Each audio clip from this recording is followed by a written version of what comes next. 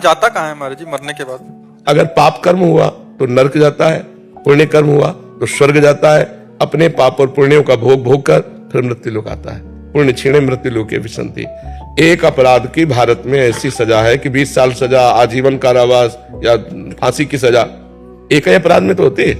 हमारे कितने ऐसे अपराध है ना भारत सरकार से दंड मिला है ना हमने प्रायश्चित किया है, तो उन पापों का फल नरक में तो भोगना पड़ेगा। अगर नरक में नहीं भोगना है तो अभी नाम जप कर लो, भगवान का आश्रय लेकर के उन पापों को नष्ट कर दो, नहीं तो तुम्हें नष्ट कर देंगे। तो कहो एक कल्प रहना पड़े नरक में।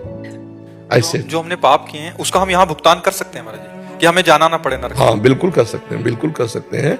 भजन के द्वारा, तीर्थयाटन के द्वारा, दान पुण्य के द्वारा, परोपकार के द्वारा, और सबका फल मांगे कि मैं निष्पाप हो जाऊं, मैं भगवान को प्राप्त हूं। तो फिर भगवत प्राप्ति ही ना होती अगर पाप नष्ट ना होते। तो निष्पाप पुरुष ही भगवत प्राप्त होता है। तो निष्पाप तभी हो जाता है जब नाम कीर्तन, भगवान की लीला कथा श्रवण, भगवान की लीला कथा गायन, नाम जप, दूसरों को सुख पहुंचाना, इसी से हमारे पाप नष्ट होते हैं। महाराज जी समझदारी तो इसी में कि यही आप बुद्धिमानी तो तभी। अभी देखो पीछे वाले बैच में एक बच्चा नहीं कह रहा था मुझे भय रहता है कि मुझे मरना है, मेरे से कोई पाप न बन जाए, कोई गलती। हमका कितना बढ़िया पवित्र हृदय है, नई अवस्था है, पर वो कह रहा मैं भयभीत रहता हूँ, मेरे से कोई पाप न बन जाए। उनका तुम बहुत अच्छे महात्मा बन जाओगे अंदर से।